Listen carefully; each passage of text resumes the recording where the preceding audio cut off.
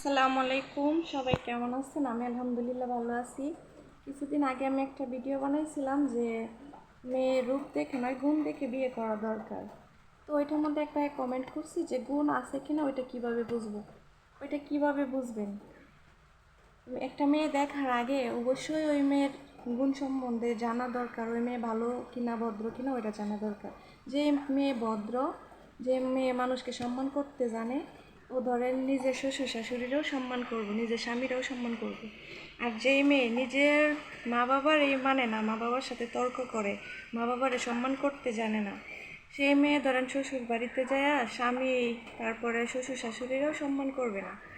ঠিক আছে? তো ভদ্র মেয়ে ভালো মেয়ে চেনার উপায় আছে কয়েকটা। দেখবেন আপনি প্রথম বউ দেখতে যাওয়ার পরে, বউ দেখতে গেলেন, ওই মেয়ে যদি আস্তে আস্তে কথা বলে বা ওর সাথে আড়ালে কথা বলতে গেলেন, দেখবেন ওই মেয়ে যদি আস্তে আস্তে কথা বলে, তাহলে ওইটা ধরেন ওর একটা দিক, ভালো দিক, যে আস্তে আস্তে কথা বলতেছে। তারপরে হচ্ছে আপনার আপনার সাথে ওকে আপনার দিকে, আপনার চোখের দিকে তাকায় কথা বলতেছে কিনা ওইটা দেখবেন, যে আপনার চোখের দিকে তাকায় কথা বলতেছে কিনা। আর যদি দেখেন যে না, মাথা নিচু করে আপনার সাথে কথা বলতেছে, তাহলে এটাও একটা ভালো দিক, এটা একটা প্লাস পয়েন্ট। ওই মেয়ে ধরেন ভালো আছে, সমস্যা নাই।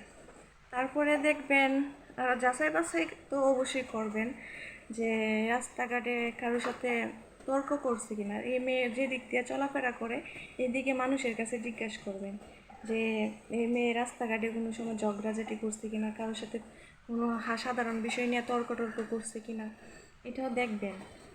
তারপরে হচ্ছে আপনার ও কীরকম পোশাক আশাক পরে ওইটাও দেখবেন। যদি ঢিলা ঢালা পোশাক টোশাক পরে, শাড়ি পরতে অভ্যস্ত, মাথায় কাপড় টাপড় দেয়, মানুষ দেখলে সম্মান করতে জানে, তাহলে ওইটাও একটা ভালো দিক। তারপরে হচ্ছে আপনার যারা ভদ্র মেয়ে, ওরা অনেক টাকা পয়সা থাকলেও কোনো সময় অহংকার করে না। ঠিক আছে? টাকা পয়সা থাকলে অহংকার করে না, নিজের সৌন্দর্য নিয়েও কোনো সময় অহংকার করে না, মানে এক কথায় কোনো বিষয় নিয়ে অহংকার করে না। আর ভালো মেয়ের আরেকটা দিক হচ্ছে ওরা সবার সাথে মিশতে পারে, যে কোনো জায়গায়। ধরেন ওর যদি অনেক টাকা পয়সাও থাকে ওর বাবার, ও দেখবেন একজন গরিব মানুষের সাথেও সহজে মিশতে পারে। আর যারা ধরেন সহজেই মিশতে পারে ওদের মন অনেক ভালো হয়। আরেকটা দিক হচ্ছে আপনার আরেকটা বিষয় জানতে পারেন, যে ওইটা হচ্ছে আশেপাশে যা জিজ্ঞেস করবেন প্রতিবেশীর কাছে। ওরা সবারই ধরেন একটা না একটা শত্রু থাকে, কিন্তু সবাই তো আর শত্রু না। 10 জনের কাছে জিজ্ঞেস করবেন যে মেয়েটা কেমন, ও কি মা বাবার সাথে যদি কারো ঝগড়া লাগে ওই সময় কি মেয়ে তর্ক করে? মা বাবা থাকতেও মা বাবারে বা রাইখা ওই মেয়ে কি তর্ক করে? যদি প্রতিবেশীরা বলে যে না তর্ক টর্ক করে না, মেয়ে চুপচাপ দাঁড়ায় থাকে, তাহলে বুঝবেন ওই মেয়েটা ভালো ভদ্র, কারণ ও সবার সাথে খারাপ ব্যবহার করতে পারে না, মানুষের সম্মান করতে জানে।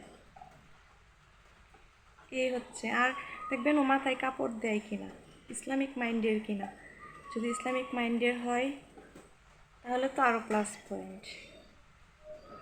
এই আর কি। আর সবচেয়ে বড় বিষয় হচ্ছে আস্তে আস্তে কথা বলবে, এটাই। আস্তে আস্তে কথা বলবে, তারপরে মা বাবার গুরুত্ব দেয় কিনা, সম্মান করে কিনা, মা বাবার সাথে তর্ক করে কিনা, এগুলা দেখবেন। বুঝতে পারছেন?